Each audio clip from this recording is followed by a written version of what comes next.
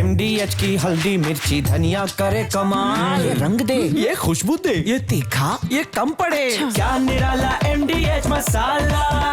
बहुत स्वागत है आपके साथ मैं हूं मृदुल शर्मा और आप देख रहे हैं देश का नंबर 1 न्यूज शो ये भारत की बात है। होगी देश की हर बात, दिखाएंगे आपको देश और दुनिया की तमाम बड़ी खबरें।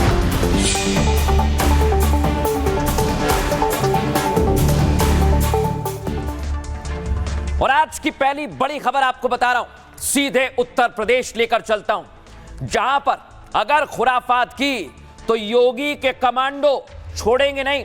आपको तस्वीरें दिखाता हूं कहां कहां पर कमांडोज तैनात किए। देखिए आप जरा, महाराजगंज में योगी के कमांडोज हैं। फुल फ्रेम दिखाइए, कैसी तस्वीर देखने को मिल रही है। देखिए आप जरा, कदमताल करते हुए जवान उत्तर प्रदेश के चप्पे चप्पे पर तैनात कर दिए गए।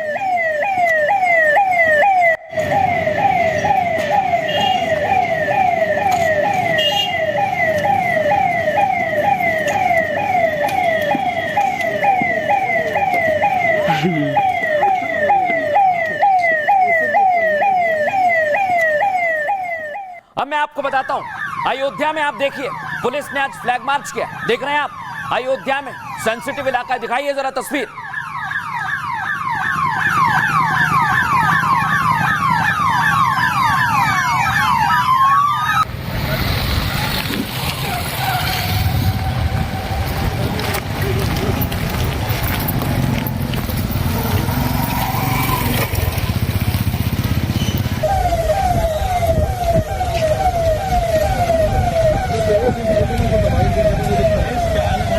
और अब आपको लेकर चलता हूं अयोध्या के बाद श्रावस्ती। देख रहे हैं आप, पुलिस के कप्तान, बड़े बड़े अधिकारी यहां पर फ्लैग मार्च कर रहे हैं। दिखाइए जरा कैसे सड़कों पर दंगाइयों को सीधा संदेश है। लेकिन योगी की पुलिस सड़कों पर क्यों आ गई है पूरे यूपी में दिखाने वाला हूं आपको। लेकिन पहले इन कमांडोज को देखिए, सड़कों पर उतरे हुए हैं।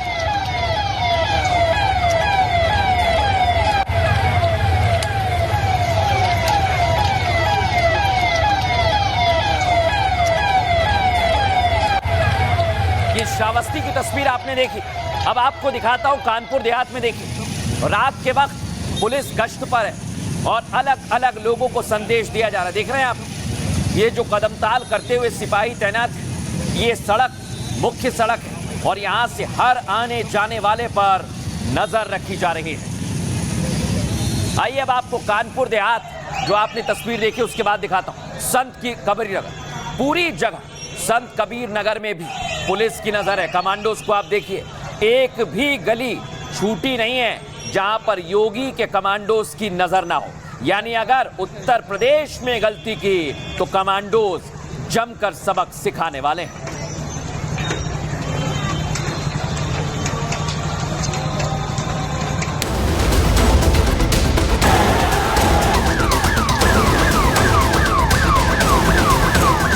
बारा वफात और पुलिस ने निकाल दी दंगाइयों की बारात। नफरती भाईजान का फेल होगा हर प्लान।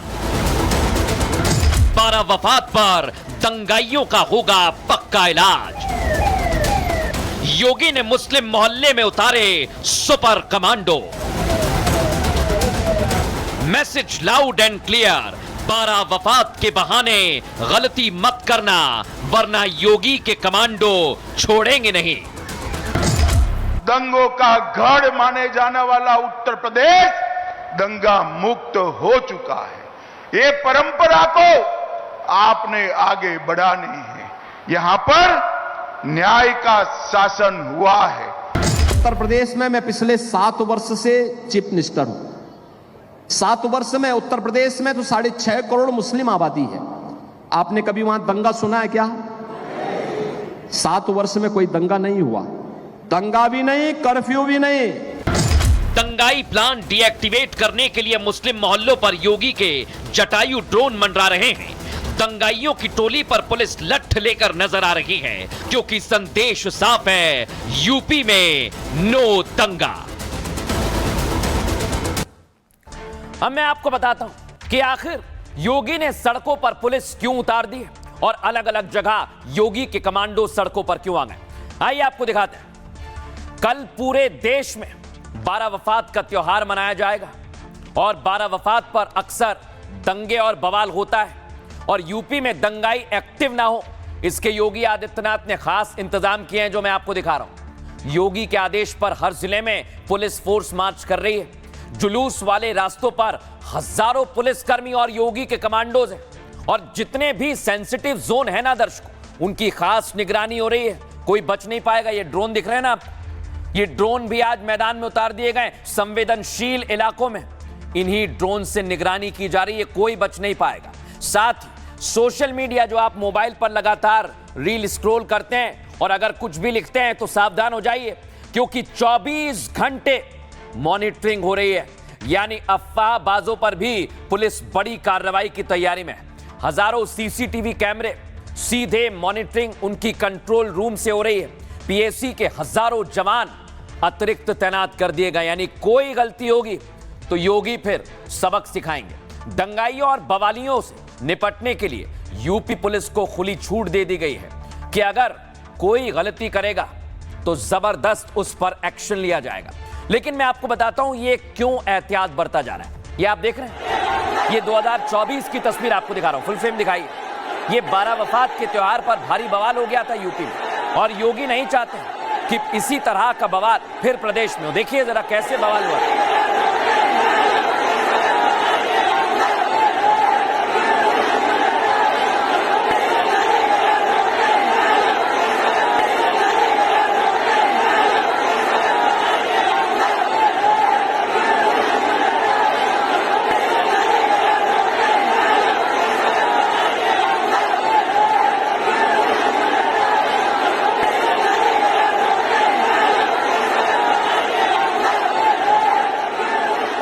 देखा ये जबरदस्त बवाल हुआ था, लेकिन आखिर क्यों यूपी की पुलिस ने एहतियात बरता है आपको बताता हूं। दरअसल 12 वफात पर अक्सर दंगे होते हैं और ये दंगे पूरे उत्तर प्रदेश में ना हो, इसके लिए योगी तैयार है। योगी के आने के बाद दंगों पर ब्रेक लगा है, लेकिन 12 वफात पर यूपी में बवाल फिर भी नहीं थमा। 2015 में पीलीभीत जिले में फायरिंग और पथराव हुआ था। 2017 में बहराइच में 12 वफात जुलूस में फायरिंग हुई। 2023 में कुशीनगर में 12 वफात जुलूस में पथराव और मारपीट। 2024 में बरेली में जुलूस के दौरान मारपीट और बवाल हुआ। यानी हर साल 12 वफात पर बवाल होता है और बवालियों से निपटने के लिए योगी ने अपने सुपर कमांडोज को मैदान में उतार दिया है। अब आपको बताता हूं अपर्णा रजत कौशिक जो एसपी अमेठी वो क्या कह रहे हैं, सुनिए जरा। देखिए 12 वफात और गणेश विसर्जन के त्योहार को देखते हुए अमेठी पुलिस द्वारा व्यापक इंतजाम किए गए हैं। इस संबंध में सभी थानों पर पीस कमेटी की मीटिंग ऑर्गेनाइज करी गई है। इसके साथ साथ जनपद स्तर पे भी पीस कमेटी की मीटिंग ऑर्गेनाइज की गई है। इसके साथ साथ जितने भी हमारे जुलूस के मार्ग हैं, जो भी शोभा यात्रा के मार्ग हैं, सभी पर व्यापक पुलिस प्रबंध किया गया है। जहां पर बड़ी पैमाने पर जुलूस निकलते हैं, शोभा यात्रा निकलती है, वहां पर अतिरिक्त फोर्स का भी प्रबंध किया गया है। इसके साथ साथ एक कंपनी पीएसी को भी डिप्लॉय किया गया है। देखा, यानी योगी कह चुके हैं कि अगर यूपी में गलती की तो फिर अच्छे से सबक सिखाया जाएगा। बहरहाल खबरों में आगे बढ़ेंगे और आपको लेकर चलता हूं बिहार, जहां पर पीएम मोदी को गाली दी गई और इस पर आज बवाल हुआ है। दिखाता हूं आपको पहली तस्वीर। बिहार पटना में देखिए आप, वरिष्ठ नेता बीजेपी के मैदान में आ गए और सीधे सीधे कह रहे हैं कि मां का अपमान नहीं सहेगा बिहार। सुनिए जरा।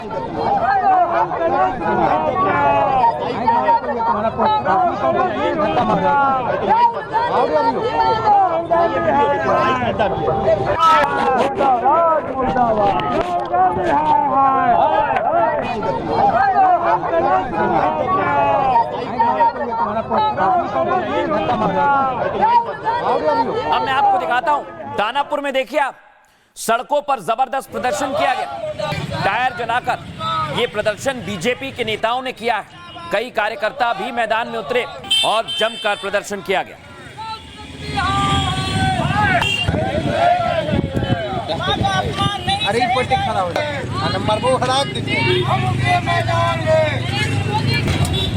और अब मैं आपको दिखाता हूं, ये देख रहे हैं आप, दरभंगा में बीजेपी के सांसद की अगुवाई में तमाम महिलाएं पहुंच गई और यहां पर थाली बजाकर प्रदर्शन किया गया। और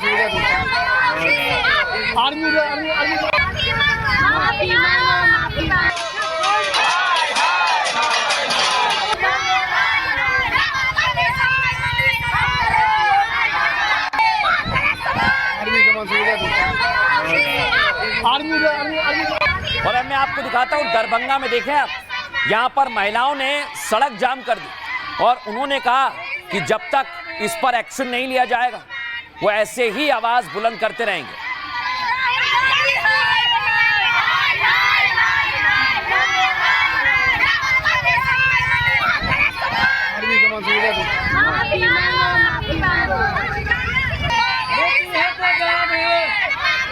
और अब मैं आपको दिखाता हूं दर्शकों, बेगूसराय की तस्वीर देख रहे हैं आप। ये स्केटिंग कर रहे हैं बीजेपी के कार्यकर्ता और उनका कहना है कि वो इसी प्रदर्शन से ये बताने की कोशिश कर रहे हैं कि बिहार में मां बहन का सम्मान किया जाएगा और अपमान को सहेंगे नहीं।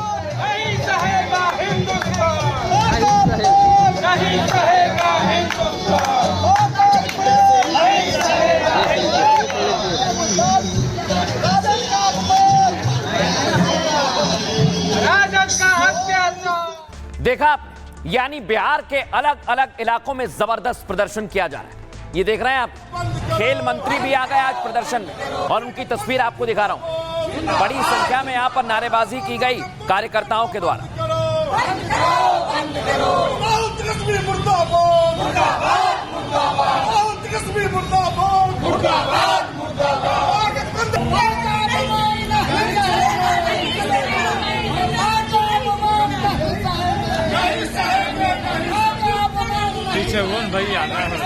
अब मैं आपको दिखाता हूं खेल मंत्री के बाद एक और मंत्री, ये देख रहे हैं आप, बाइक से आज प्रदर्शन करने के लिए निकले और ये कहा गया कि माफी मांगनी होगी, माफी के बिना काम नहीं चलेगा। सुनिए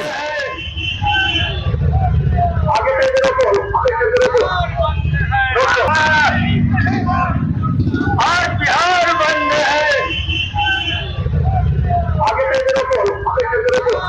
तो देखा, ये प्रदर्शन किए जा रहे हैं, लेकिन आज सवाल उठाया गया, कहा कि बीजेपी के प्रदर्शन की वजह से कई सारी दिक्कतें हुई हैं। लेकिन आज एक और तस्वीर सामने है, यहां पर एक एम्बुलेंस जा रही थी, इसे बीजेपी के कार्यकर्ताओं ने रास्ता दिया। देखिए कैसे एम्बुलेंस निकल रही है और बीजेपी के कार्यकर्ता इसे हटाने के लिए बोलेंगे। देखिए सर, एम्बुलेंस को जगह दीजिए, आप सबों से आग्रह है, एम्बुलेंस को जाने दीजिए, बात कीजिए गाँव साहब, एम्बुलेंस कहाँ?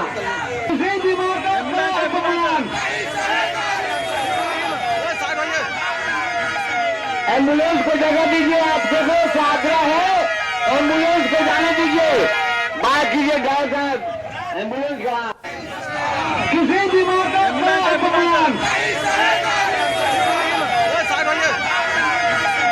एम्बुलेंस को जगह दीजिए, आप सबों से आग्रह है, एम्बुलेंस को जाने दीजिए, बात कीजिए गाँव साहब, एम्बुलेंस कहाँ? किसी भी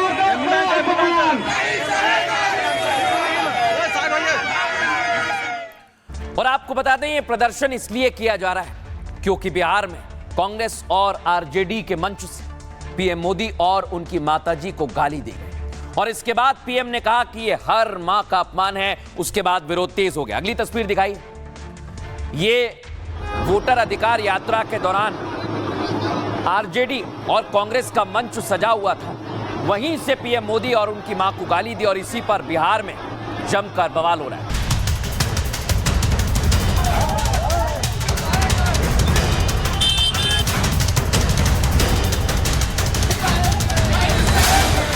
बिहार में आज दिन भर बवाल रहा। एनडीए का गुस्सा 7वें आसमान पर दिखा। जगह जगह प्रदर्शन हुए, चक्का जाम किया गया। बीजेपी, जेडीयू, एलजेपी और हम के कार्यकर्ता सड़कों पर उतरे। ये गुस्सा पीएम मोदी की मां को गाली देने को लेकर था। अब तक राहुल तेजस्वी द्वारा माफी ना मांगने को लेकर था।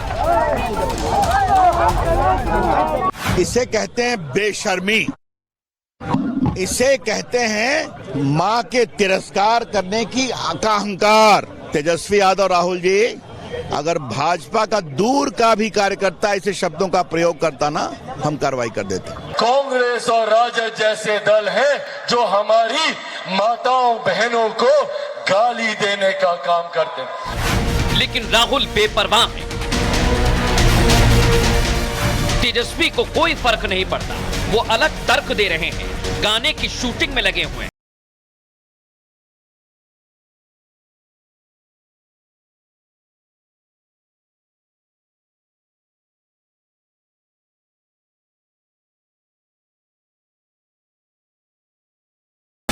तो सवाल ये कि क्या मोदी की मां को गाली से इंडिया अलायंस को कोई फर्क नहीं पड़ता?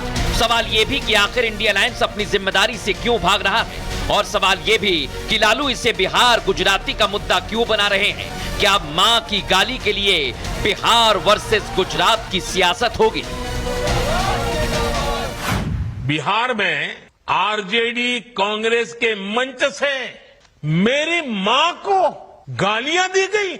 ये गालियां सिर्फ मेरी मां का अपमान नहीं है, ये देश की मां, बहन, बेटी का अपमान है। तो पूरे बिहार में आज जमकर बवाल हुआ है और एनडीए ने कह दिया है कि इस पर हम रुकेंगे नहीं। यानी महिलाओं के अपमान पर, मां की गाली पर जबरदस्त बंद का असर आज बिहार में देखने को मिला है। बीजेपी के बिहार बंद में जगह जगह बंद कराए गए। बीजेपी, जेडीयू, एलजेपी और हम पार्टी ने जगह जगह पर प्रदर्शन किया। बाजार बंद कराए गए, सड़कों को जाम किया गया, हाईवे भी ठप किए गए। पीएम मोदी की मां की जो गाली दी गई उसके खिलाफ आज एनडीए ने 5 घंटे का बंद बुलाया है। एनडीए का यह बंद सुबह 7 बजे से दोपहर 12 बजे तक था, जिसमें इमरजेंसी सेवाओं को छूट दी गई और बिहार के 38 जिलों में प्रदर्शन भी किया गया। लेकिन 12 जिले में सबसे ज्यादा असर दिखा है, जिसमें पटना है, हाजीपुर है, बेगूसराय है, छपरा है, समस्तीपुर है, दरभंगा है, जहानाबाद और नालंदा भी शामिल है। कई जगह पर नीतीश सरकार के मंत्री भी हाथों में झंडा लेकर सड़कों पर आ गए। खेल मंत्री सुरेंद्र मेहता और प्रेम कुमार घूम घूम कर बंद कराते दिखे। दरअसल मोदी की मां को गाली के बाद बिहार में सियासी उबाल है और बिहार में इस बार नवंबर में चुनाव होने वाले हैं। ऐसे में अब यह बड़ा मुद्दा बन गया है। प्रधानमंत्री मोदी के भावुक बयान ने भी मामले को सियासी बना दिया है और इसके बाद जबरदस्त गदर चल रहा है।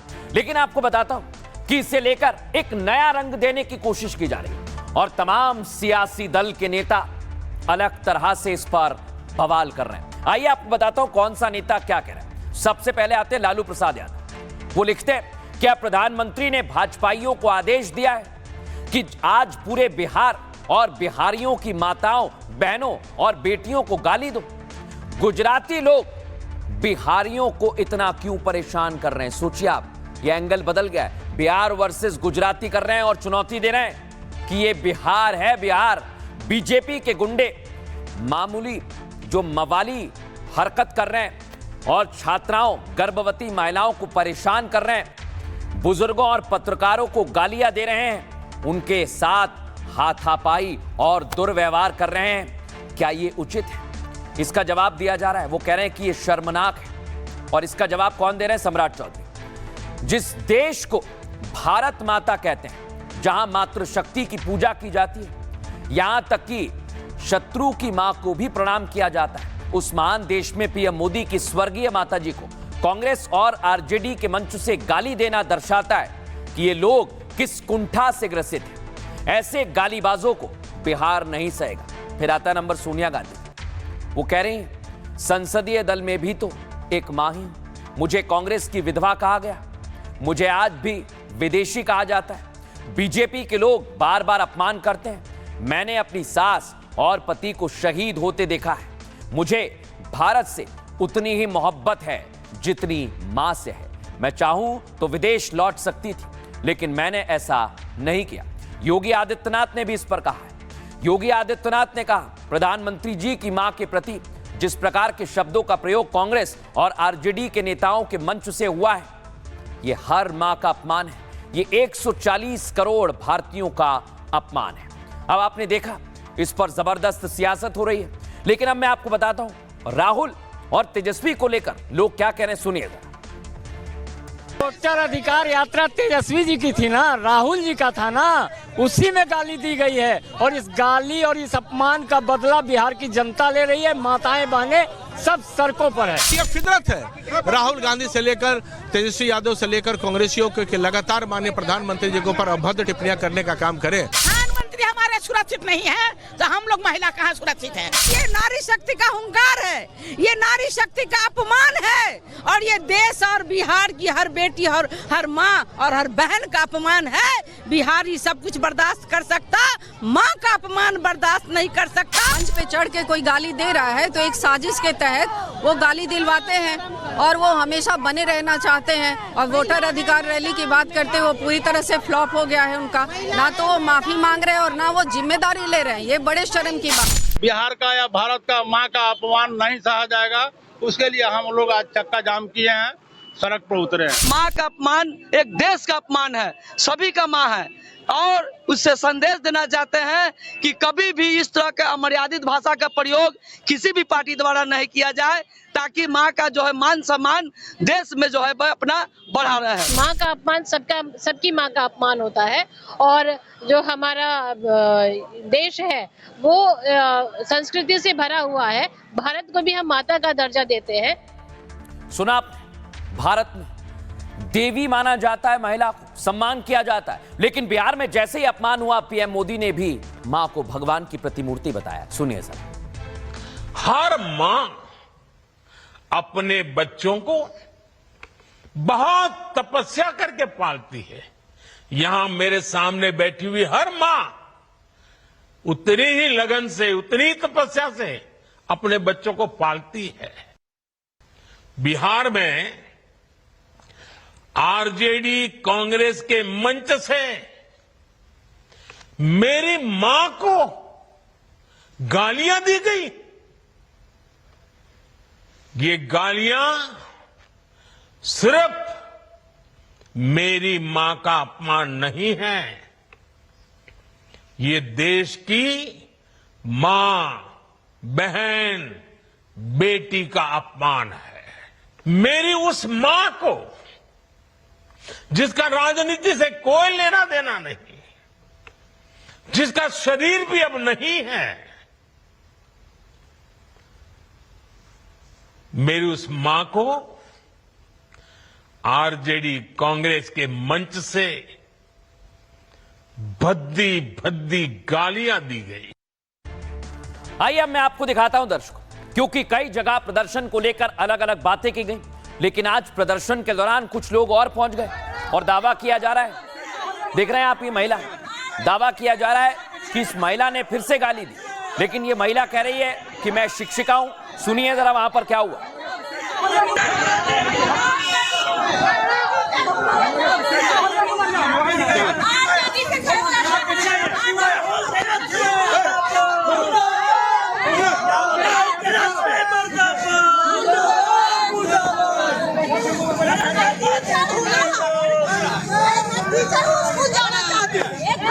देखा क्या हो गया? क्या हो गया?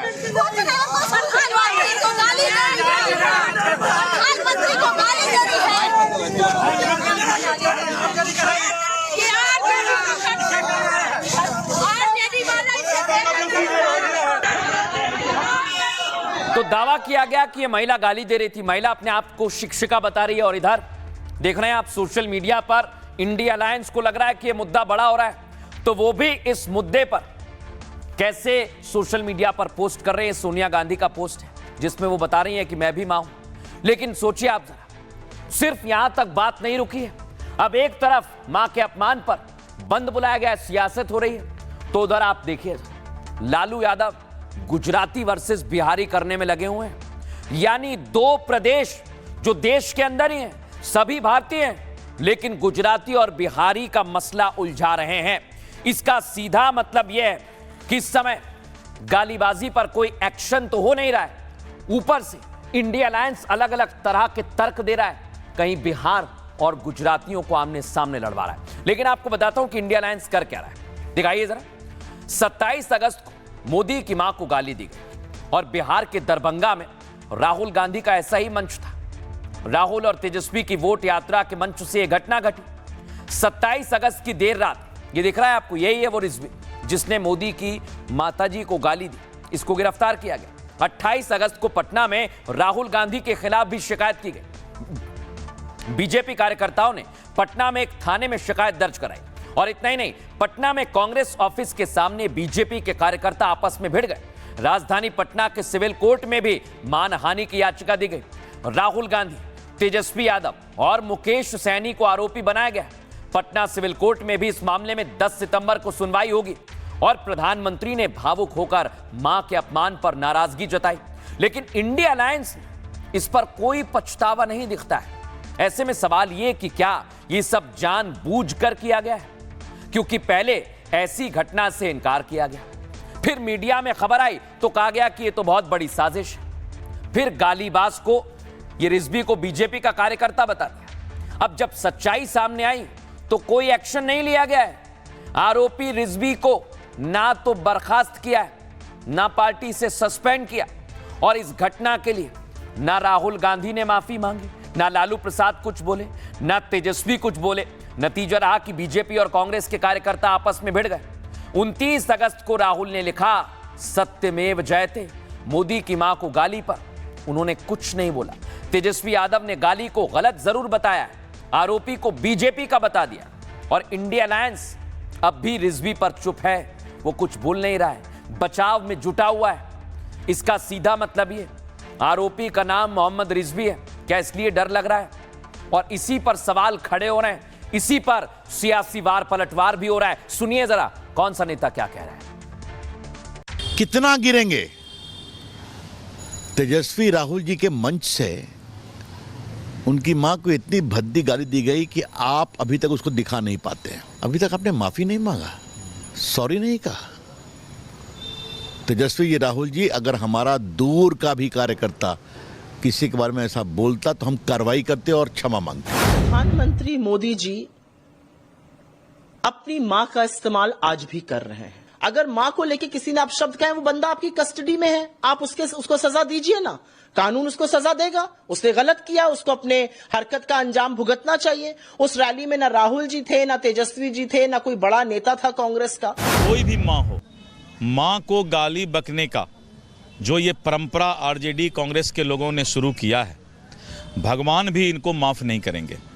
माँ माँ होती है, चाहे वो माननीय मोदी जी की माँ हो, चाहे एक गरीब की माँ हो। एक बार वो अपनी माता जी का सहारा लेना चाह रहे हैं, दूसरी तरफ तो वो कहते हैं कि बायोलॉजिकल वो है ही नहीं, और दूसरी तरफ माता जी को गाली दी गई तो माता जी के आड़ में छिपने की कोशिश कर रहे हैं। दोनों युवराज पगला गए, और पगला गए तो अपने शब्दों की मर्यादा को भी उन्होंने खो दिया, और खो दिया तो जिसके बारे में कहे तो उसको क्या फर्क पड़ता है, वो महान आदमी है। वो जब गाली गलौज पर आ गया है, अमर्यादित बात बोल रहा है, तो ये लोग सत्ता में रहने लायक नहीं है। मां बहनों ने ही बंद का आह्वान किया है, और भारतीय जनता पार्टी और एनडीए सबका उसको समर्थन मिल रहा है कि प्रधानमंत्री जी के मां को गाली कैसे दे सकते हैं। राजद और कांग्रेस के लोगों ने मंच से मां बहन की गाली दी, ये लोकतंत्र के लिए संसार करने वाला दिन था। तो देखा आपने, इधर सियासत हो रही है और इधर सियासत में बाजी लगाने के लिए ये है ओपी राजभर। ये यूपी में तो अपनी पार्टी को जबरदस्त मौजूदगी दर्ज करा चुके हैं, लेकिन अब बिहार में भी इनकी एंट्री हो गई। अगली तस्वीर दिखाइए, क्योंकि उत्तर प्रदेश में यहां पर ओपी राजभर आए तो इधर चिराग पासवान भी है, जो पूरी तरह से मैदान में जुटे हुए हैं, और आज उन्होंने एक बड़ी रैली की है, यहां पर भी उन्होंने मुद्दे को उठाया है। लेकिन अब बिहार के समीकरण जब बदल रहे हैं तो कैसे जीत मिलेगी, जीत कैसे मिलेगी बताता हूं आपको। दिखाइए जरा अगली तस्वीर। यहां महाराष्ट्र में जीत मिली बीजेपी को, दिल्ली में बम्पर जीत मिली, और हरियाणा में भी जीत मिली, तो क्या बिहार में भी जीत मिलेगी? इसे लेकर पूरे समीकरण बैठाए जा रहे हैं। आपको अगली तस्वीर दिखाता हूं, क्योंकि महाराष्ट्र, दिल्ली और हरियाणा में कहा गया कि आरएसएस की वजह से जीत मिली। आरएसएस ने पूरा गेम प्लान बदल दिया और विपक्ष को चारों खाने चित कर दिया। तो क्या बिहार में भी अब आरएसएस की एंट्री होने वाली है? बिल्कुल एंट्री होने वाली है, इसलिए मैं आज आपको बता रहा हूं, कहीं मत जाइएगा। बिहार में पूरा समीकरण बदलने वाला है, और आरएसएस कैसे समीकरण को बदलने वाली है, आइए जरा आपको बताता हूं। ये कोई नहीं बता रहा है खबर, दरअसल बिहार में नवंबर में चुनाव होना है दर्शकों। एनडीए हर साल में ये चुनाव, हर हाल में ये चुनाव जीतना चाहती है और 2024 चुनाव नतीजों के बाद एनडीए सतर्क हो गई।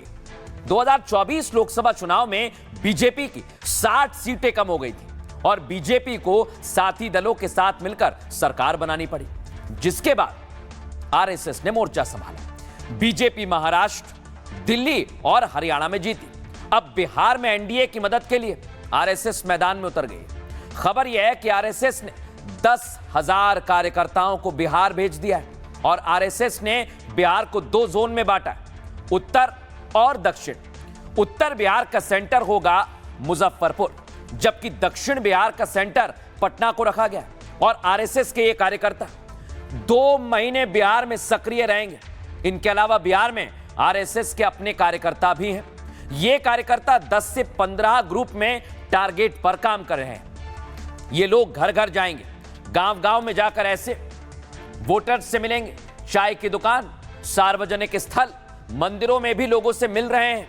खबर तो यह है कि लोगों की शिकायतें सुन रहे हैं और उसकी बाकायदा एक लिस्ट भी बना रहे हैं। सूत्रों के मुताबिक आरएसएस ने पहले चरण का काम पूरा भी कर लिया है और इस दौरान आरएसएस ने फीडबैक के आधार पर 3 लिस्ट बनाई है। पहली, बीजेपी के पक्के वोटर कौन है, दूसरी, बीजेपी से नाराज वोटर कौन है और तीसरी, वोटिंग से लेकर बार बार असमंजस की स्थिति बनती है, ऐसे लोग तीसरे नंबर पर हैं। अब इस लिस्ट के आधार पर आरएसएस आगे का काम कर रही है। आरएसएस को ज्यादा चिंता नाराज और कंफ्यूज वोट को लेकर है। सूत्र बताते हैं कि आरएसएस इन्हें गुस्सा उतारने का पूरा मौका भी दे रही है और इन वोटर्स से मिले फीडबैक को ऊपर तक पहुंचाया जा रहा है। इन्हीं पुरानी और नई सरकार के कामकाज का अंतर बताया जा रहा है। यह भी बताया जा रहा है कि सरकार बदली तो क्या हो जाएगा, अगर एनडीए सत्ता में आया तो आगे क्या क्या हो सकता है।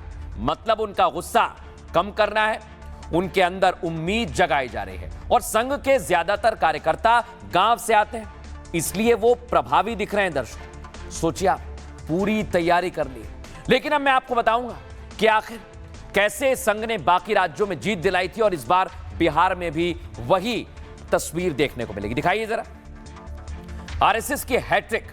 दिल्ली में आपने देखा पार्टी जीती बीजेपी की, 48 सीटें मिली और 46% पहुंच गया वोट परसेंटेज। अब आपको दिखाता हूं मैं दिल्ली से पहले महाराष्ट्र में भी आरएसएस ने बीजेपी को जीत दिलाई।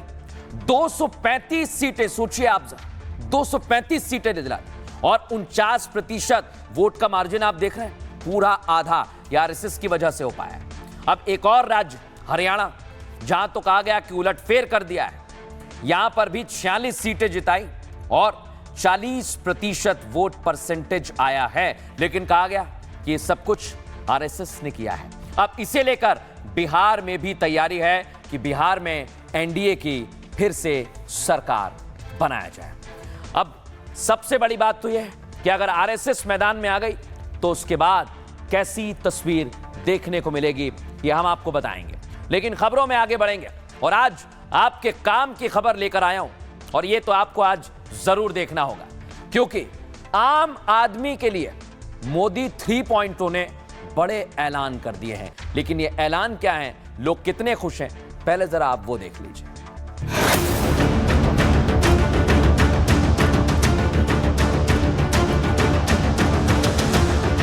हाँ, ये बहुत अच्छा वादा किया और ये पूरा भी होता दिख रहा है और बहुत आम जनता को इससे फायदा होगा। जीएसटी पे जो नोटिफिकेशन निकला है वो जबरदस्त है। पहले के टाइम जितना महंगाई चल रहा था उसके अकॉर्डिंग अभी आम पब्लिक पे काफ़ी कम बोझ पड़ेगा। जीएसटी पे जो बदलाव हुआ उसका बहुत ज़्यादा फायदा होगा। और अब मैं आपको बताता हूं कि कैसे पूरी तैयारी की जा रही है और इसके लिए क्या क्या किया गया। ये देखिए, दिवाली आने वाली है, लेकिन दिवाली से पहले तो नवरात्रि भी है। आपको नवरात्रि पर ही दिवाली का गिफ्ट दिया गया। अगली तस्वीर दिखाइए, दिवाली पर यह सौगात दी गई है, यानी आप दिवाली अच्छे से मना पाएंगे। और विशेष तौर पर बिहार में तो छठ पूजा भी होगी दिवाली के बाद, तो छठ पर भी लोगों ने कहा कि ये तोहफा हमें मोदी सरकार ने दिया। अब आपको एक और तस्वीर दिखाता हूं। दिवाली और छठ से पहले है नवदुर्गे, जहां आप ऐसे कन्याओं को खाना खिलाते हैं। लेकिन इसी नवमी की शुरुआत में मोदी ने आपको दिवाली का गिफ्ट दिया है और इसलिए कहा जा रहा है कि मोदी 3.0 ने आपके लिए बहुत मेहनत की और कई सारे ऐसे फैसले लिए जिससे आम आदमी को लाभ मिल रहा है।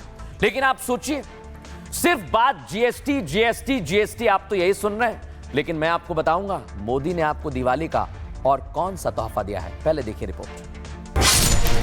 हम नेक्स्ट जनरेशन जीएसटी रिफॉर्म्स लेकर के आ रहे हैं। ये दिवाली के अंदर आपके लिए तोहफा बन जाएंगे। सामान्य मानवीय की जरूरतों के टैक्स भारी मात्रा में कम कर दिए जाएंगे। जो वादा प्रधान सेवक ने लाल किले की प्राचीर से 15 अगस्त को अपने देशवासियों से किया था, उसे मोदी 3.0 सरकार ने 20 दिन के अंदर ही पूरा कर दिया। इस दिवाली में आपकी डबल दिवाली का काम मैं करने वाला हूं। इस दिवाली में आपको एक बहुत बड़ा तोहफा देशवासियों को मिलने वाला है। जो तोहफा पीएम मोदी दिवाली पर देने का कह रहे थे, उसे उनकी सरकार ने नवरात्रि के पहले ही दिन से आम आदमी को देने का ऐलान कर दिया है। The changes in GST rates of all goods will be implemented with effect from 22nd September 25. Modi सरकार के इस एक तोहफे से आम आदमी का जीवन आसान होने वाला है। देश तरक्की की राह पर आगे बढ़ने वाला है। हिंदुओं का त्योहारी सीजन धमाकेदार होने वाला है। तो आपको नवरात्रि पर कौन सा गिफ्ट मिलने वाला है, पहले बात उसी की कर रहे हैं। आइए दिखाते हैं आपको। जीएसटी पर मोदी सरकार ने आम लोगों को बड़ा तोहफा दिया है। जीएसटी पर देशवासियों की मुराद सरकार ने पूरी कर दी है। दिवाली से पहले ही जीएसटी दरों में बदलाव हो गया है। दर्शकों, जीएसटी काउंसिल की 56वीं बैठक में कई प्रस्तावों पर मोहर लगी है, जिसके बाद अब 5 और 18% के 2 जीएसटी स्लैब लागू होंगे। यानी जीएसटी में बदलाव के तहत ज्यादातर सामान 5 और 18% के स्लैब में आ गए हैं और कुछ सामानों से जीएसटी पूरी तरह से हटा दिया गया है। जीएसटी न्यू जनरेशन लोगों के जीवन को और बेहतर बनाएगा और जो छोटे व्यापारी हैं ना, उनका जीवन भी आसान होगा, व्यापार आसान कर देगा। इससे किसान, मिडिल क्लास, महिलाओं और युवाओं को फायदा होगा। हालांकि कुछ सामान को मोदी सरकार ने सिंटेक्स यानी पाप कर में डाल दिया है, जैसे कि सिगरेट, तंबाकू, पान मसाला जैसी वस्तुओं को 40% जीएसटी के स्लैब में जोड़ा गया है। जीएसटी की ये नई स्लैब 22 सितंबर से लागू होने वाली है, जिसके बाद रोजमर्रा के कई घरेलू सामान सस्ते हो जाएंगे। और इसके लिए आज प्रधानमंत्री नरेंद्र मोदी ने आपको एक संदेश दिया है, वो जरा सुनिए। साथियों, मैंने लाल किले से इस बार 15 अगस्त को कहा था कि भारत को आत्मनिर्भर बनाने के लिए नेक्स्ट जनरेशन रिफॉर्म करना बहुत जरूरी है। मैंने देशवासियों से भी ये वादा किया था कि इस दिवाली और छठ पूजा से पहले खुशियों का डबल धमाका होगा। जिस भावना को लेकर हम चल रहे हैं, उसी भावना पर चलते हुए कल भारत सरकार ने राज्यों के साथ मिलकर के एक बहुत बड़ा निर्णय किया है और बहुत महत्वपूर्ण निर्णय है। अब जीएसटी और भी ज्यादा सिंपल हो गया है, सरल हो गया है। जीएसटी के मुख्यतः 2 ही रेट रह गए हैं, 5% और 18%, 5% और 18%। और 22 सितंबर सोमवार, जब नवरात्र का पहला दिन है और ये सारी चीजों का मातृशक्ति को संबंध तो बहुत ही रहता है और इसलिए नवरात्रि के इस प्रथम दिवस पर जीएसटी का जो एक रिफॉर्म वर्जन है, नेक्स्ट जनरेशन रिफॉर्म किया हुआ, वो लागू हो जाएगा।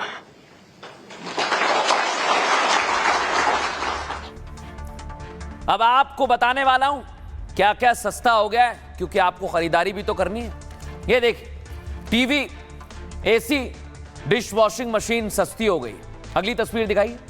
इसके साथ मोटरसाइकिल और जो छोटी कार है वो भी सस्ती हो गई है आप लोगों के लिए, देख रहे हैं आप। इसके साथ साथ किसान भाइयों, आपसे बात कर रहा हूं, ट्रैक्टर, खेतीबाड़ी के उपकरण वो भी सस्ते कर दिए गए हैं। पेंसिल, नोटबुक, नक्शे भी सस्ते हो गए हैं जो बच्चे अपने प्रैक्टिकल में इस्तेमाल करते हैं। इलाज कराना भी आपका सस्ता हो गया है। बहुत सारा टैक्स कम हो गया है जिससे आपको फायदा होगा। इसमें थर्मामीटर भी सस्ते कर दिए गए और ये तमाम चीजें सस्ती हो गई हैं। लेकिन जो कोल्ड ड्रिंक, जो गलत शौक रखते हैं, उनको बता दूं 40% यानी महंगा कर दिया गया है। यानी जो लोग तंबाकू का इस्तेमाल करते हैं वो भी अब महंगे सामान को खरीदेंगे और इसके बाद अगले स्लैब में कई सारी चीजें सस्ती हो गई हैं। लेकिन आपके लिए कौन से स्लैब में कौन सी वस्तु है यह भी जानना होगा।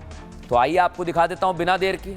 ये आप देख रहे हैं 18% का जीएसटी स्लैब है। इसमें ये तमाम सामान सस्ता हुआ है, जिसमें 350 सीसी तक की मोटरसाइकिल जो आपको दिख रही है सस्ती हो गई। छोटी कार भी सस्ती हो गई है आप लोगों के लिए। एसी, डिशवॉशर और टीवी भी सस्ता कर दिया गया। अब आ जाइए सुपरमार्केट में 5% जीएसटी कहां लगेगा। घी, मक्खन और दूसरे डेयरी प्रोडक्ट पर 5% का जीएसटी लगेगा। देख लीजिए 15 हॉर्स पावर तक का डीजल इंजन भी सस्ता हो गया। हैंडपंप, ड्रिप सिंचाई के उपकरण ये भी सस्ते हो गए। मशीन, ट्रैक्टर और ट्रैक्टर के पिछले टायर और ट्यूब भी सस्ते कर दिए गए हैं। ट्रैक्टर के लिए हाइड्रोक्लोरिक पंप भी सस्ता कर दिया गया। अब जिस पर कुछ भी कोई जीएसटी नहीं लगेगा वो क्या क्या, देखिए सबसे पहले जो आप रोज इस्तेमाल करते हैं दूध, पनीर, इन पर कोई जीएसटी नहीं लगेगा। छेना, रोटी, ब्रेड, रबर, पेंसिल, शार्पनर और जो बच्चे इस्तेमाल करते हैं मैप, चार्ट और ग्लोब, इन पर कोई जीएसटी नहीं लगेगा। बुक और नोटबुक पर भी कोई जीएसटी नहीं लगेगा। पर्सनल हेल्थ इंश्योरेंस जो आप कराते हैं और अपना जीवन बीमा कराते हैं उस पर भी जीएसटी नहीं लगेगा। लेकिन महंगा क्या हुआ? गुटखा और तंबाकू महंगा हो गया। सोचिए आप, सिगरेट, पान मसाला भी महंगा कर दिया गया। कोल्ड ड्रिंक्स भी महंगी कर दी गई हैं। फास्ट फूड महंगा कर दिया गया है और 350 सीसी से जो ज्यादा की बाइक आप लेंगे उसे भी महंगा कर दिया गया है। रेसिंग कार भी 40% जीएसटी के दायरे में आएंगी। महंगी कार भी 40% जीएसटी के दायरे में आएंगी और कसिनो भी महंगा कर दिया गया है। आईपीएल जैसे खेल आयोजन में एंट्री भी महंगी कर दी गई है। पिस्तौल का इस्तेमाल 40% जीएसटी में आएगा। ये सिंटेक्स का नाम दिया गया। लेकिन अब मैं आपको बताता हूं, भारतीय जनता पार्टी इसे कह रही है कि ये जनता के लिए दिवाली का तोहफा है। सुनिए जरा। भारत की कर व्यवस्था एक नए युग में प्रवेश कर रही है। यह केवल कर सुधार नहीं बल्कि भारत की उच्च विकास दर वाली वैश्विक प्रतिस्पर्धा में अग्रणी अर्थव्यवस्था बनाने की दिशा में एक निर्णायक और महत्वपूर्ण कदम है। जीएसटी काउंसिल ने ऐतिहासिक सुधार करते हुए तमाम जरूरी वस्तुओं पर टैक्स या तो खत्म कर दिया या फिर काफ़ी कम कर दिया है। मैं इस ऐतिहासिक नेक्स्ट जनरेशन जीएसटी रिफॉर्म्स के लिए आदरणीय प्रधानमंत्री श्री नरेंद्र मोदी जी का हार्दिक अभिनंदन करता हूं। माननीय प्रधानमंत्री जी ने लाल किले की प्राचीर से कहा था कि दिवाली से पहले सभी मध्यम वर्गीय परिवारों को बड़ा एक गिफ्ट मिलेगा, बहुत बड़ा उपहार मिलेगा। और कल माननीय वित्त मंत्री जी ने जीएसटी में जो एक महत्वपूर्ण बदलाव है वो घोषित किया है, जो कि नवरात्रि के पहले दिन से लागू होगा, जो हमारे मध्यम वर्गीय परिवारों के लिए एक बहुत बड़ी खुशी की खबर है। बड़ी उमंग और उत्साह के साथ पूरा देश आज खुशियां मना रहा है और इसका प्रभाव भारत की अर्थव्यवस्था पर होगा। भारत में डिमांड बढ़ेगी। आइए आपको बताता हूं, इधर बीजेपी क्रेडिट लेना चाह रही है, लेकिन कांग्रेस पार्टी ने कहा नहीं, ये तो हम लेंगे। और कांग्रेस का कहना है कि जो बदलाव हमने बताए थे वो वही बदलाव किए गए हैं और अलग अलग नेता अलग अलग तरह के दावे कर रहे हैं। अगली तस्वीर दिखाइए। कांग्रेस कह रही है कि हम तो बड़े सालों से इस बात को कहते आए हैं और उसी पर मोदी सरकार ने काम किया है। लेकिन आखिर आम जनता के लिए अगर कोई काम हुआ है तो उस पर क्रेडिट की सियासत क्यों? दिखाता हूं आप कैसे क्रेडिट लिया जा रहा है। मोदी सरकार जीएसटी सुधारों पर अपनी पीठ थपथपा रही है, वहीं कांग्रेस जश्न पर पानी फेरने की तैयारी में है। कांग्रेस को अब भी सच्चे जीएसटी 2.0 का इंतजार है। कांग्रेस का कहना है कि यह तो महज जीएसटी 1.5 है। और इतना ही नहीं, कांग्रेस जीएसटी बदलाव पर क्रेडिट लेना चाहती है। दर्शकों, राहुल गांधी अपने कई पुराने ट्वीट्स सोशल मीडिया से शेयर कर रहे हैं। इसमें से एक ट्वीट है 8 साल का तो दूसरा 9 साल पुराना है। सोचिए जरा, 2017 में उन्होंने लिखा कि भारत को गब्बर सिंह टैक्स नहीं बल्कि सरल जीएसटी चाहिए। वहीं 2016 की ट्वीट में लिखा, जीएसटी पर 18% की सीमा सभी के हित में है। कांग्रेस का कहना है कि 8 साल बाद बीजेपी को अपनी गलती का एहसास हुआ है, जबकि कांग्रेस इसका पहले से ही विरोध करती आ रही है। अब कांग्रेस नेता पी चिदम्बरम ने कहा कि 8 साल तक बीजेपी ने मध्यम वर्ग को निचोड़ा।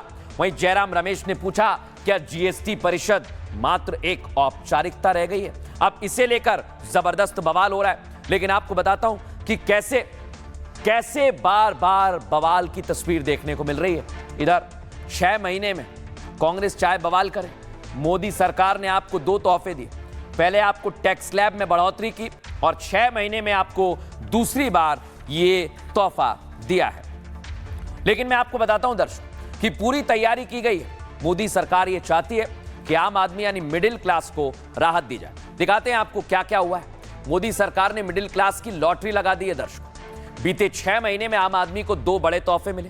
मिडिल क्लास को एक के बाद एक टैक्स बेनिफिट दिए गए और इस बार फरवरी में बजट पेश में इनकम टैक्स रिटर्न में बड़ी राहत दी गई।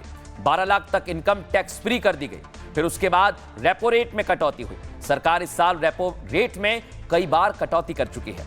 रेपो रेट घटने की वजह से ब्याज दर कम होती है और इससे आम आदमी को ईएमआई से राहत मिलती है। और अब जीएसटी के दरों में कटौती की गई है, यानी मोदी सरकार के चारों तरफ से टैक्स कम करने की कोशिश है। और इस पर एक्सपर्ट क्या कह रहे हैं, आइए जरा आपको वो सुनवाते हैं। जीएसटी राशनाइजेशन जो किया है 2 स्लैब में 5% और 18%, ये बहुत अच्छा स्टेप है ये, क्योंकि पहले 4 स्टेप थे, उसमें काफ़ी कॉम्प्लिकेशंस होते थे और कई प्रोडक्ट में फिर थोड़ा वो डिस्प्यूट हो जाता था कि वेदर वो 12 में है, 5 में है, 18 में क्या है, वो सब चल रहा था। अभी उसमें काफ़ी क्लैरिटी आ गई और कई प्रोडक्ट्स है जो अभी 5% के स्लैब में चले गए, तो उससे जो कॉमन मैन का जो रिक्वायरमेंट है उसमें उनको फ़ायदा मिलेगा। उससे हमें पूर्ण उम्मीद है कि बहुत सारा कंजम्पशन बढ़ेगा। ज़रूरी चीज़ें जो है और जो ज़रूरी चीज़ें नहीं उनका भी कंजम्पशन बढ़ जाएगा। सो ओवरऑल ये इंडस्ट्री के लिए भी अच्छी बात है और कॉमन मैन सिटीजन्स के लिए बहुत पॉजिटिव बात है और जो ईज़ ऑफ डूइंग बिजनेस है उसकी दृष्टि में, उसके दृष्टिकोण से ये एक अच्छा कदम है। तो ये तो आपने देखा, आपको तोहफा दिया है, लेकिन एक बहुत बड़ी साजिश की जा रही है दर्शक, और उसके बारे में आपको आज जरूर देखना चाहिए, क्योंकि खबर आई है महाराष्ट्र से, जहां मुंबई में एक मिनी पाकिस्तान बनाने की तैयारी है, ऐसा लोग कह रहे हैं। ये क्यों कह रहे हैं आपको दिखाता हूं। ये देखिए, ये एक विज्ञापन आया है सोसाइटी का। सोसाइटी है सुकून एम्पायरमेंट, और यहां पर इस विज्ञापन में क्या कहा गया है, पहले आपको वो सुनवाता हूं, सुनिए जरा। सेम वैल्यूज शेयर करने के लिए प्रिंसिपल्स कॉम्प्रोमाइज करने पड़े, तो क्या वो सही है? सुकून एम्पायर में रीडिस्कवर करें authentic community living, values driven community experience करो। दिस वीकेंड खुद विजिट करके डिफरेंस फील करो। सोसाइटी में अपनी फैमिली की देखा आप, यानी डिफरेंट फील कराने के लिए सिर्फ मुसलमानों की एक सोसाइटी बनाई जा रही है। देखिए आप, यही है वो, यानी यहां पर हिंदुओं को एंट्री नहीं है, ना यहां पर जैन जा पाएंगे, ना बौद्ध जा पाएंगे। यानी ये पूरी की पूरी सोसाइटी सिर्फ मुस्लिमों के लिए बनाई जा रही है। और आपको बताते हैं कि इसे हलाल सोसाइटी क्यों कहा जा रहा है। दिखाइए जरा, ये देखिए, पहले आपने हलाल सर्टिफाइड प्रोडक्ट देखे होंगे, इस पर भी देश में बवाल हुआ था, लेकिन अब तो हलाल सोसाइटी की बात की जाने लगी है और इसे लेकर अलग अलग बातें की जा रही हैं। दिखाइए जरा 2 तस्वीर, एक तरफ हलाल प्रोडक्ट और अब हलाल सोसाइटी। लेकिन क्या इसके पीछे गजबाए हिंद वाली साजिश की जा रही है, दिखाते हैं आपको।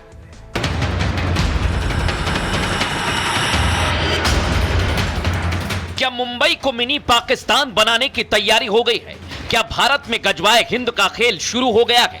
क्या शिवाजी महाराज की धरती का इस्लामीकरण किया जा रहा है? क्या भारत की आर्थिक राजधानी में शरिया कानून आ चुका है? सवाल सिर्फ इतने नहीं, सवाल यह भी है कि क्या मुंबई सिर्फ प्रयोगशाला है और टारगेट पूरा हिंदुस्तान है? आखिर किसने रचा हलाल सोसाइटी वाला प्लान? एक इलाके में एक ही कम्युनिटी को घर बेचे जाएंगे, एक तरीके से ये गजवाए हिंद है। ये भारत के संविधान में जिस तरीके से सभी लोगों को पूरे अधिकार दिए गए हैं, उसके खिलाफ ये बात है। यानी हिंदुओं के देश में ऐसी कॉलोनियां होंगी जहां हिंदुओं को एंट्री नहीं मिलेगी। यानी सेक्युलर भारत में कट्टरता की कॉलोनी की नींव रखी जा रही है, या फिर यह नींव है गजवाए हिंद की, क्योंकि कट्टरता की कॉलोनी का सिर्फ एक मतलब है, हिंदू और मुस्लिम को बांटो, यानी मुल्क के अंदर नया मुल्क। देखा, ये पूरी साजिश की जा रही है। आप सोचिए महाराष्ट्र, अगर आप महाराष्ट्र से मुझे देख रहे हैं तो अगली खबर आपको बहुत महत्वपूर्ण बताने वाला हूं, क्योंकि सोसाइटी में क्या तैयारी की जा रही है दिखाता हूं। मुंबई में सुकून एम्पायर नाम की एक सोसाइटी बनाई गई। सोचिए, सोसाइटी से जुड़ा हुआ एक विज्ञापन जारी किया जो मैंने आपको दिखाया, और इस विज्ञापन में हलाल एनवायरनमेंट की बात की गई। यानी यह सोसाइटी सिर्फ मुस्लिम समाज के लिए होगी, हिंदुओं को एंट्री नहीं मिलेगी।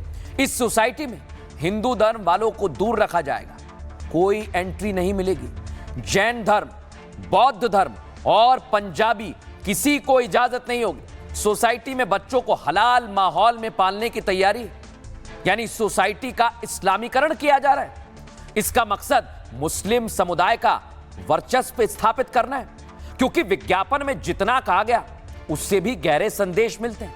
विज्ञापन करने वाली महिला जो आपको इधर दिख रही है वो बुर्के में है, तो क्या सुकून एम्पायर में महिलाएं सिर्फ और सिर्फ बुर्का पहनेंगी?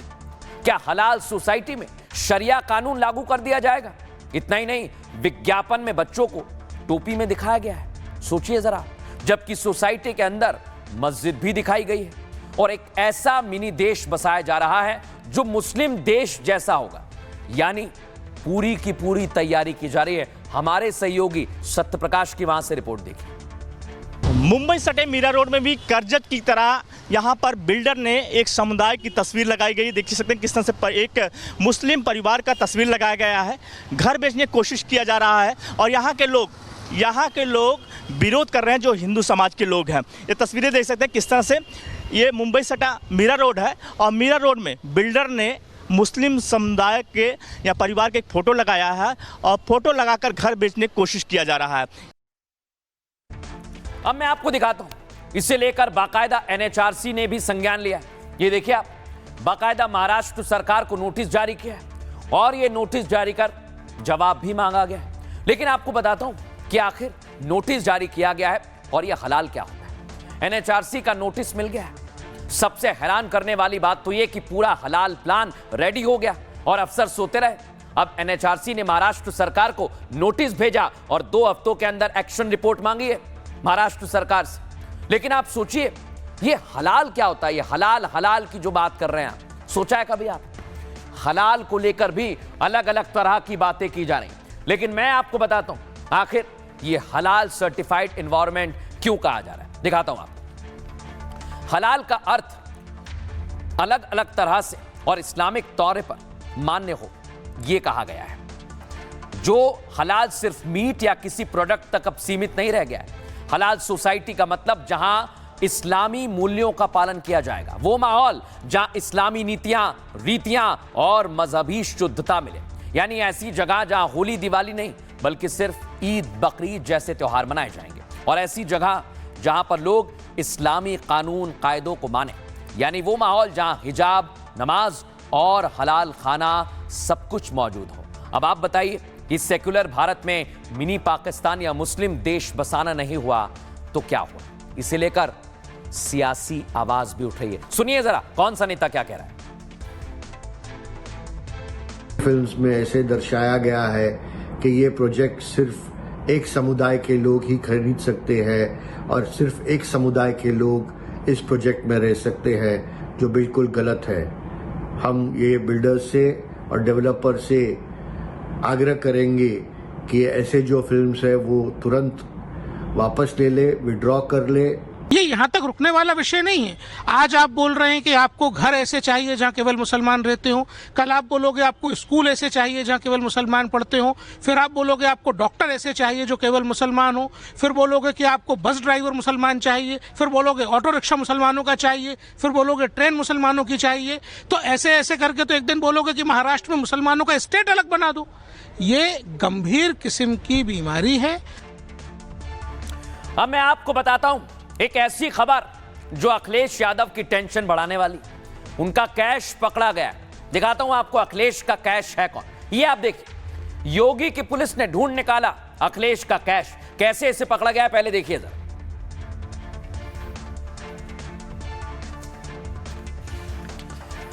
यह सपा का नेता है और इसे पकड़ा गया है। अगली तस्वीर आपको दिखा दें। यहां पर पूरी तैयारी की जा रही है। अब मैं आपको बताता हूं कि पूरी तैयारी की गई है और इसे पकड़ा गया है, लेकिन ये छिप गया था घर में। और ये कौन है जरा आइए आपको बताते हैं कि अखिलेश का ये कैश बड़ा खास है। गद्दे में छिपा हुआ ये सपा नेता कैश खान है। देखिए जरा, इसको ढूंढा गया। ये अखिलेश का खासम खास है। दरअसल पुलिस को कैश खान की तलाश लंबे समय से थी और आज पुलिस ने कन्नौज में छापेमारी की और रेड के दौरान कैश खान गद्दे में छिपा हुआ दिखा ताकि पुलिस उसे पकड़ ना पाए, इसलिए छिप गया था। लेकिन योगी की फोर्स अपराधियों को पाताल से भी खोज निकालती है और कैश खान को भी पुलिस ने गद्दे के अंदर से खोज निकाला। कैश खान अखिलेश का खास है और यह गुंडा भी है। आपको एक और जानकारी दे दें, गुंडा एक्ट का आरोपी है कैश खान। इतना ही नहीं, आधा दर्जन से ज्यादा केस में यह वांटेड है और इसे 1 महीने पहले अदालत ने जिला बदर कर दिया था। जिला बदर के बावजूद वो शहर में सीमा में घुस गया और अदालत के फैसले को धता बताकर आराम से सो रहा था।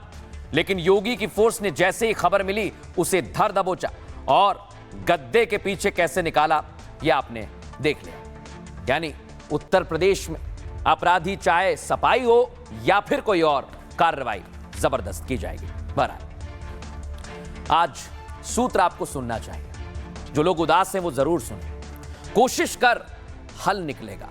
आज नहीं तो कल निकलेगा। अर्जुन के तीर सा सद मरुस्थल से भी जल निकलेगा। मेहनत कर, पौधों को पानी दे, बंजर जमीन से फल निकलेगा। ताकत जुटा, हिम्मत को आग दे, फौलाद का भी बल निकलेगा। जिंदा रख दिल में अपनी उम्मीदों को, गरल के समंदर से भी गंगा जल निकलेगा। कोशिशें जारी रख, कुछ कर गुजरने की, जो हैं आज थमा थमा सा चल निकलेगा। कोशिश कर, हल निकलेगा। ये कविता है आनंद परमानंद की और इसलिए हम कह रहे हैं हार मत मानिए, कोशिश करते रहिए। बहरहाल ये भारत की बात है। हमें इतना ही, बहुत ख्याल रखिए। नमस्कार, जय हिंद, जय भारत।